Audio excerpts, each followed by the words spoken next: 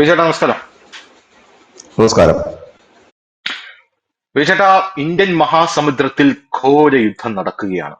ഇതെവിടെയാണ് നടക്കുന്നതെന്ന് ചോദിച്ചാൽ ആഹ്, Diego Garcia. Diego Garcia എന്നുള്ള പേര് എല്ലാവർക്കും സുപരിചിതമാണ്. ഡീഗോ ഗാർഷ്യയിലാണ് അമേരിക്ക ഇടയ്ക്കിടയ്ക്ക് ബോംബറുകളൊക്കെ കൊണ്ടിടുന്നത് ഇറാനെ അടിക്കാനായിട്ട്. ആ ഡീഗോ ഗാർഷ്യ അടിച്ച് തകർത്തിരിക്കുകയാണ് ഇറാൻ എന്നുള്ള റിപ്പോർട്ട് പുറത്തു വരുന്നു. Iran launch two intermediate range missiles towards Diego Garcia in the Indian Ocean, but neither struck the US-UK military base, the Wall Street Journal reported Friday, citing US officials. എന്നുള്ള report പുറത്തു വരുന്നുണ്ട്. യുഎസിന്റെയും UK ബേസുകളെയും ലക്ഷ്യമാക്കിക്കൊണ്ടാണ് ഇത് തൊടുത്തുവിട്ടത് എന്ന് പറയുന്നു. പക്ഷേ US മാധ്യമങ്ങൾ പറയുന്നത് ഇത് അവിടെ വീണിട്ടില്ല എന്ന്. പക്ഷേ ലോകത്തുള്ള സകല മാധ്യമങ്ങളും വേറെ പറയുന്നത് ഇത് അവിടെ വീണിട്ടുണ്ട് എന്ന് പറയുന്നു. അങ്ങനെ ഈ ഇന്ത്യൻ മഹാസമുദ്രത്തിൽ അടുത്ത് ഇന്ത്യയുടെ തൊട്ടടുത്ത് ഈ യുദ്ധം എത്തിയിരിക്കുന്നു എന്നുള്ള റിപ്പോർട്ടുകളാണ് നമുക്കിപ്പോ ലഭിക്കുന്നത്. എങ്ങനെ കാണാം നമുക്ക് ഈ സിറ്റുവേഷനെ? ഇതിന്റെ ഇടയിൽ വലിയ വാർത്തകളുണ്ട് കേട്ടോ. ഖത്തറിന്റെ LNG പ്ലാന്റ് അടിച്ച് തൂഫാനാക്കിയിട്ടുണ്ട്. ഇത് നമുക്ക് ഉള്ള പണിയാണ്. കാരണം ഇനി 5 വർഷം എടുക്കും ഈ LNG പ്ലാന്റ് ഒന്ന് നേരെയാവാൻ എന്നാണ് ഖത്തർ പറഞ്ഞുകൊണ്ടിരിക്കുന്നത്. സൗദി അറേബ്യയിൽ ആക്രമണം, UAE-യിലാണെങ്കിൽ അവിടെ എന്തോ ചില സ്ഥലങ്ങളിൽ നിന്ന് ആൾക്കാരോട് ഒഴിഞ്ഞു പോകാൻ പറഞ്ഞു എന്നുള്ള റിപ്പോർട്ട് എനിക്കിപ്പോ ലഭിക്കുന്നുണ്ട്. അത് ഏതാണ് സ്ഥലമെന്ന് എനിക്ക് പെട്ടെന്ന് ഓർമ്മ കിട്ടുന്നില്ല. അങ്ങനെ എല്ലാ സ്ഥലത്തും വലിയ വലിയ റാസൽ ഖൈമ അവിടെ നിന്ന് ഒഴിഞ്ഞു പോകാൻ പറഞ്ഞിട്ടുണ്ട്. അപ്പൊ അങ്ങനെ അങ്ങനെ വലിയ വലിയ വാർത്തകൾ. ഒരു സ്ഥലത്ത് നിന്നും ഒഴിഞ്ഞു പോകാൻ പറയുമ്പോൾ ഇപ്പൊ ഇന്നലെ റംസാൻ ആയിരുന്നു. ഇവർക്ക് സത്യം പറഞ്ഞാൽ GCC രാജ്യങ്ങൾക്കൊന്നും സ്വസ്ഥത ഇല്ലായിരുന്നു എന്നുള്ളതാണ് മറ്റൊരു പ്രധാനപ്പെട്ട കാര്യം. പക്ഷെ നമ്മളെ ഞെട്ടിച്ചുകൊണ്ട് ഒരു റിപ്പോർട്ട് പുറത്തു വന്നത്, അത് ഈ അഫ്ഗാനിസ്ഥാന്റെ പാകിസ്ഥാന്റെ യുദ്ധം, ആ യുദ്ധത്തിൽ ഞങ്ങൾ മധ്യസ്ഥത വഹിക്കാമെന്ന് പറഞ്ഞ് ഇറാൻ രംഗത്തെത്തിയിരിക്കുന്ന ഒരു കാഴ്ചയും നമ്മൾ കണ്ടുകൊണ്ടിരിക്കുകയാണ്. ടെഹ്റാനാണ് രംഗത്തെത്തിയത്, ഞങ്ങൾ മധ്യസ്ഥത വഹിക്കാം. അതിന്റെ കൂട്ടത്തിൽ ഇന്ത്യ അഫ്ഗാനിസ്ഥാന് വേണ്ട ഡിസാസ്റ്റർ എയ്ഡുകൾ കൊടുക്കുന്നുണ്ട്. സഞ്ജീവനി അങ്ങനെ എന്തോ ഒരു പേരിലാണ് അവരത് കൊടുക്കുന്നത് എന്നുള്ള റിപ്പോർട്ടുകളാണ് പുറത്തു വരുന്നത്. അപ്പൊ ആകെ മൊത്തം ഇന്ത്യയുടെ അടുത്ത് വരെ എത്തിയ യുദ്ധം എന്നുള്ളതാണ് നമുക്ക് പറയാൻ സാധിക്കുന്നത്. ഇതിനിപ്പോ എന്തായിരിക്കും അടുത്ത ഡെവലപ്മെന്റ്സ് ഉണ്ടാകുക എന്ന് തോന്നുന്നു? ഈ യുദ്ധം തുടങ്ങുന്നതിന് മുമ്പ് തന്നെ നമ്മൾ ഈ ഇറാൻ അമേരിക്ക വിഷയം ചർച്ച ചെയ്തിട്ടുണ്ട്. ഒരുപാട് ദിവസങ്ങൾ ചർച്ച ചെയ്തിട്ടുണ്ട്. അന്ന് ഞാൻ പറഞ്ഞൊരു കാര്യമുണ്ട്, ഇറാൻ ഒരു ചെറിയ മീനല്ല. ഇപ്പോൾ എല്ലാവർക്കും പതുക്കെ പതുക്കെ അത് ബോധ്യമായി തുടങ്ങിയിട്ടുണ്ട്. കാരണം ഇറാന്റെ അടി എത്താത്ത സ്ഥലങ്ങളില്ലാതെ ഇപ്പോൾ മനസ്സിലായി. സൈപ്രസിലെത്തി, ഡീഗോ ഗാർഷ്യയിലെത്തി. ഡീഗോ ഗാർഷ്യ എന്ന് പറയുന്നത് ശ്രീലങ്കയുടെയും മാൽദീവ്സിന്റെയും അടുത്തുള്ള ഒരു സ്ഥലമാണെന്ന് കൂടി ആലോചിക്കണം. ഇവിടെ ശ്രദ്ധേയമായ ഒരു കാര്യമുണ്ട്. കഴിഞ്ഞ ദിവസം അമേരിക്ക ശ്രീലങ്കയോട് സഹായം അഭ്യർത്ഥിച്ചിരുന്നു. അതായത് അമേരിക്കയുടെ ഫൈറ്റർ ജെറ്റുകളെ ഒന്ന് ലാൻഡ് ചെയ്യാനായിട്ട് വ്യോമത്താവളം വിട്ട് കാരണം ശ്രീലങ്കയോട് പറഞ്ഞപ്പോൾ ശ്രീലങ്ക മുൻപിൻ ചിന്തിക്കാതെ പറഞ്ഞു ഇല്ലെന്ന് പറഞ്ഞു. ഇപ്പൊ മനസ്സിലായില്ലേ കാര്യം എന്താണെന്ന്? കാരണം ഡീഗോ ഗാർഷ്യ എന്നല്ല ശ്രീലങ്കയിലേക്ക്. കാരണം ഇറാന് വേണമെങ്കിൽ ഡീഗോ ഗാർഷ്യയിൽ മിസൈൽ എത്തിക്കാമെങ്കിൽ, ഇല്ലെങ്കിൽ മിസൈൽ ഇട്ട് പണി കൊടുക്കാമെങ്കിൽ തീർച്ചയായിട്ടും ശ്രീലങ്കയിലേക്ക് അടിക്കാം. ഇതുകൊണ്ട് തന്നെയാണ് നാറ്റോ രാജ്യങ്ങൾ വലിഞ്ഞു നിൽക്കുന്നത്. അവർ പറയുന്നത് ഞങ്ങളില്ല എന്ന് പറയുന്നതിന്റെ കാര്യം, വെറുതെ ഇരിക്കുന്ന ആ രാജ്യങ്ങളുടെ മുതുകത്തേക്ക് ഈ ഇറാനെ കൊണ്ട് അടിമേടിപ്പിക്കേണ്ട കാര്യമുണ്ടോ? ഗൾഫ് രാജ്യങ്ങൾ പോട്ടെ, GCC രാജ്യങ്ങൾ പെട്ടു. അതുകൊണ്ടാണ് പല രാജ്യങ്ങളും പിന്മാറുന്നത്. കാരണം ബ്രിട്ടൻ എവിടൊക്കെ എന്തെങ്കിലും ഒരു അഭിപ്രായമുണ്ടോ അവിടൊക്കെ അടിയും കിട്ടിയിട്ടുണ്ട്. ഇപ്പൊ ഡീഗോ ഗാർഷ്യ പറഞ്ഞത് ശരിക്കും അമേരിക്കയുടെ സൈനിക ബേസ് അല്ലത്, UK സൈനിക ബേസാണ് ഇപ്പോ മെയിൻ ആയിട്ടുള്ളത്. ആ ഡീഗോ ഗാർഷ്യ ഇപ്പൊ വിട്ടുകൊടുക്കണം, മലേഷ്യക്ക് വിട്ടുകൊടുക്കണം എന്നൊക്കെ പറഞ്ഞിട്ടാണ് ഇപ്പൊ അവിടുത്തെ പ്രശ്നങ്ങൾ നടക്കുന്നത്. കരാർ അവസാനിച്ചു എന്നൊക്കെയാണ് പറയുന്നത്. അത് മറ്റൊരു വാർത്ത. ഏതായാലും ഇതൊരു വിഷയം അവിടെ നിൽക്കുന്നുണ്ട്. അപ്പം ഈ ഒരു സാഹചര്യത്തിലാണ് മുൻപോട്ട് പോകുന്നത്. അതായത് ഇറാൻ തലങ്ങും വിലങ്ങും അടിക്കുന്നു. ഇപ്പോൾ ധനുഷ് പറഞ്ഞ ആ വാർത്ത, റാസൽ കൈമയിൽ നിന്ന് അവിടുത്തെ സിവിലിയൻസിനോട് ഒഴിഞ്ഞു പോകാൻ പറയുന്നത്. നമ്മൾ ഇത്തരത്തിലുള്ള വാർത്തകൾ ഇതിനു മുമ്പ് കേട്ടിട്ടുള്ളത് ഇസ്രായേൽ ലെബനൻ സംഘർഷത്തിൽ ലെബനനിലേക്ക് ഇസ്രായേൽ ഇതേപോലെ ഇടയ്ക്കിടയ്ക്ക് പറയാറുണ്ട് ഇങ്ങനെ ഒഴിഞ്ഞു പോകണം. ഇറാൻ ഇതുവരെ അങ്ങനെ സിവിലിയൻസിനോട്, അടുത്തുള്ള രാജ്യങ്ങളുടെ സിവിലിയൻസിനോട് ഒഴിഞ്ഞു പോകാനായിട്ട് പറഞ്ഞിരുന്നില്ല. ഇപ്പൊ റാസൽ കൈമയിലുള്ള US ഇസ്രായേൽ ഈ ബാങ്കിങ് സിസ്റ്റങ്ങളുണ്ട്, കമ്പനികളുണ്ട്, അവരെല്ലാം ഓൾറെഡി പൂട്ടി കഴിഞ്ഞു. ഇപ്പൊ അവരുടെ ജീവനക്കാരോട് പൊക്കോളാൻ പറഞ്ഞിട്ടുണ്ട്. ഇപ്പൊ അതിനെയാണ് ലക്ഷ്യം വെക്കുന്നത്. ഇവരിപ്പോ ഇറാൻ ഇപ്പൊ ഈ റാസൽ കൈമയോടുള്ള ദേഷ്യം വരാനുള്ള ഒരു പ്രധാനപ്പെട്ട കാര്യം ഇത് ഉപയോഗിച്ചിട്ടുണ്ട്. അമേരിക്ക ഇപ്പോൾ ഇറാന്റെ ഗാർഗേ ദ്വീപ് പിടിച്ചെടുക്കാൻ ഇവിടെ നിന്നാണ് ഇപ്പോൾ നീക്കം നടത്തുന്നത് എന്നാണ് ഇറാൻ പറയുന്നത്. അതുകൊണ്ട് തന്നെയാണ് ഇവർ ആക്രമിക്കുമെന്ന് പറയുന്നത്. ഒപ്പം തന്നെ സൗദിക്കും ഖത്തറിനും ഒക്കെ മുന്നറിയിപ്പ് കൊടുത്തിട്ടുണ്ട്, നിങ്ങളുടെ ഊർജ്ജ പ്ലാന്റുകൾ അടിക്കുമെന്ന്. ഇറാൻ മുന്നറിയിപ്പ് കൊടുക്കുമ്പോൾ എന്തിനാണ് മറ്റു രാജ്യങ്ങൾ ഭയക്കുന്നത്? അടിക്കുമെന്ന് പറഞ്ഞാൽ അവർ എവിടെങ്കിലും കൊണ്ടിട്ട് അടിക്കും. അതുകൊണ്ടാണ്. ഇല്ലെങ്കിൽ ഇപ്പൊ ഈ അമേരിക്കയുടെ താടും പിന്നെ വേറെ സംവിധാനങ്ങളും ഒക്കെ ഉണ്ടായിട്ടും അടിക്കുന്നില്ലേ? അപ്പം ഇവർ അടിക്കുമെന്ന് പറയുമ്പോഴത്തേനും US സർക്കാർ ഇപ്പൊ പറഞ്ഞു കഴിഞ്ഞിരിക്കുന്നു, ജനങ്ങൾക്ക് മുൻകരുതൽ കൊടുത്തു കഴിഞ്ഞിരിക്കുന്നു, ജാഗ്രത നിർദ്ദേശം കൊടുത്തു കഴിഞ്ഞിരിക്കുന്നു.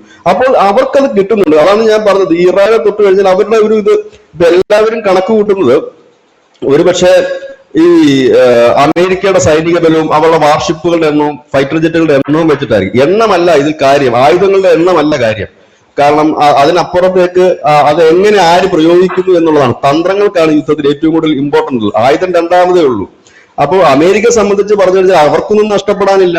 അവരും ഈ പൈസ ഇവിടുന്ന് തന്നെ ഈടാക്കി കൊണ്ടുപോവുകയും ചെയ്യും, ഈ മുടക്കിയ പൈസ. പക്ഷെ ഇതിനകത്ത് വരുന്നൊരു പ്രശ്നം എന്താണെന്ന് ചോദിച്ചു കഴിഞ്ഞാല്, ഈ ഇറാൻ, അതുകൊണ്ടാണ് ശ്രീലങ്ക ഒന്ന് ആലോചിച്ച് നോക്കുക, അമേരിക്ക ആവശ്യപ്പെട്ടിട്ട് ശ്രീലങ്ക തരില്ലെന്ന് പറഞ്ഞു, ഞങ്ങളുടെ വ്യോമത്താവളം നിങ്ങൾക്ക് തരില്ല എന്ന് പറഞ്ഞു. കാരണം അത് പറഞ്ഞതിന്റെ അടുത്ത ദിവസവും ഇന്നലെ മിനിഞ്ഞാന്നാണ് അത് പറഞ്ഞത്. അത് ഭയങ്കര വാർത്തയായി. ശ്രീലങ്ക അമേരിക്കയുടെ ഫൈറ്റർ ജെറ്റുകൾക്ക് ഇറങ്ങാൻ അനുമതി നൽകിയില്ല എന്നുള്ളത് വലിയ വാർത്തയായി. ഇപ്പൊ എല്ലാവർക്കും മനസ്സിലായി എന്തുകൊണ്ടാണെന്നത്. കാരണം വെറുതെ ഇരിക്കുന്ന ശ്രീലങ്ക എന്തിനാണ് അടിമേടിക്കുന്നത് വല്ലവർക്കും വേണ്ടിയിട്ട്? അതാണ് ഇപ്പൊ എല്ലാ രാജ്യങ്ങളും ചിന്തിക്കുന്നത്. ഇത് തന്നെയാണ് UK ചിന്തിക്കുന്നത്, ഇത് തന്നെയാണ് ഫ്രാൻസ് ചിന്തിക്കുന്നത്, ജർമ്മനി ചിന്തിക്കുന്നത്, എല്ലാ രാജ്യങ്ങളും അങ്ങനെയാണ് ചിന്തിക്കുന്നത്. കാരണം ഇത് അവരാരെങ്കിലും പറഞ്ഞിരുന്നു ഈ യുദ്ധത്തിന് ഇറങ്ങി പുറപ്പെടാനായിട്ട്? അവരാരും പറഞ്ഞിരുന്നില്ല. ആകെ സപ്പോർട്ട് ചെയ്യുന്നത് ഇസ്രായേൽ മാത്രമേ ഉള്ളൂ. ഇസ്രായേൽ പൂർത്തീകരിക്കുകയും ചെയ്തിരിക്കുന്നു. പക്ഷെ ഈ ട്രംപ് ഇതൊക്കെ പറയുമ്പോഴും, യുദ്ധം അവസാനിപ്പിക്കുക എന്നൊക്കെ പറയുമ്പോഴും, ഇറാന്റെ ഭാഗത്തുനിന്ന് അതല്ല വരുന്നത്. ഇറാന്റെ ഭാഗത്തുനിന്നുള്ള മറുപടി എന്ന് പറഞ്ഞാൽ റാസൽ കൈമയിൽ ഒഴിഞ്ഞു പോകണം, ഞങ്ങൾ ഇന്നടത്തുനിന്ന് ഒഴിഞ്ഞു പോക്കോ, ഇല്ലെങ്കിൽ ഇപ്പൊ അടിക്കാൻ പോവാണ് എന്ന് പറയുന്ന രീതിയിലേക്കാണ് പോകുന്നത്. പിന്നെ ഈ ഹോർമുസ് കടലെടുക്കിനെ കുറിച്ച് ട്രംപ് പറയുന്നത് അവർക്കിത് ആവശ്യമില്ല, അമേരിക്കയ്ക്ക് ആവശ്യമില്ല ഞങ്ങൾക്കിത്, കാരണം ഞങ്ങൾ ഇവിടുന്ന് എണ്ണയും സാധനമൊന്നും കൊണ്ടുപോകുന്നില്ല, നിങ്ങളൊക്കെ തന്നെയാണ് ഇത് നോക്കേണ്ടത്, നിങ്ങളായിട്ട് തന്നെ നോക്കിക്കോ, കുഴപ്പമില്ല. അതിന്റെ ഇടയിൽ അദ്ദേഹം വേറൊരു പറയൂ. വേറൊരു വലിയ വാർത്ത ഇന്ന് നമ്മൾ ന്യൂസ് ഇന്ത്യ മലയാളത്തിൽ രാവിലെ 5:30 കൊടുത്തിരിക്കുന്നത്, ഇന്ത്യയുടെ കപ്പലുകൾക്ക് പോവാൻ ഒരു സ്പെഷ്യൽ കോറിഡോർ ഇറാൻ തുറക്കുന്നു എന്നുള്ള ഒരു വാർത്തയുണ്ട്. ഇന്ത്യയുടെ ഒരു വലിയ നയതന്ത്ര വിജയമാണ് അത്. കേരളത്തിലെ ഒരു മാധ്യമങ്ങളും കാര്യമായിട്ട് ചർച്ച ചെയ്യുന്നില്ല, ആരും കണ്ട ഭാവം പോലും നടിക്കുന്നില്ല. ഇന്ത്യക്ക് ഒരു സ്പെഷ്യൽ കോറിഡോർ ഇറാൻ തുറന്നു തരാമെന്ന് പറയുമ്പോൾ അത് എന്ത് തരത്തിലുള്ള ഒരു നയതന്ത്ര വിജയമാണ് അവിടെ ഉണ്ടാകുന്നത് എന്ന് നമ്മൾ അതിന്റെ ഒരു ഹ്യൂജ് അതിന്റെ ഒരു ഗ്രാവിറ്റി നമ്മൾ ആലോചിക്കണം. അല്ല, അവിടെ വേറൊരു പണി നടന്നത് ധനുഷ. ഇന്നലെ ട്രംപ് വേറൊരു ഉടായ്പ ഇറക്കിക്കൊണ്ട് വന്നിരുന്നു. പുള്ളി പറഞ്ഞു ഇറാന്റെ 1.4 ദശലക്ഷം ബാരൽ എണ്ണ പിന്നെ ഇവിടെ സമുദ്രത്തിൽ കിടപ്പുണ്ട്, കടലിൽ കിടപ്പുണ്ട്, അത് വിൽക്കാൻ, അത് ഏപ്രിൽ 14 വരെ അത് വിൽക്കാൻ ഒരു അനുമതി ഞാൻ കൊടുത്തിട്ടുണ്ട്, ഇളവ് നൽകിയിട്ടുണ്ട്. ഇന്ത്യയെ കൊണ്ട് അത് മേടിപ്പിക്കാൻ ശ്രമം നടത്തി. അതായത് കുറഞ്ഞ വിലക്ക് കിട്ടും. നമുക്കിപ്പോ ഇപ്പൊ 175 രൂപ ഡോളറിലേക്ക് എത്തുകയാണ് ബാരലിന്, എത്തുമെന്ന് പറയുന്നു. അറിയില്ല, എത്തുമെന്നാണ് പറയുന്നത്.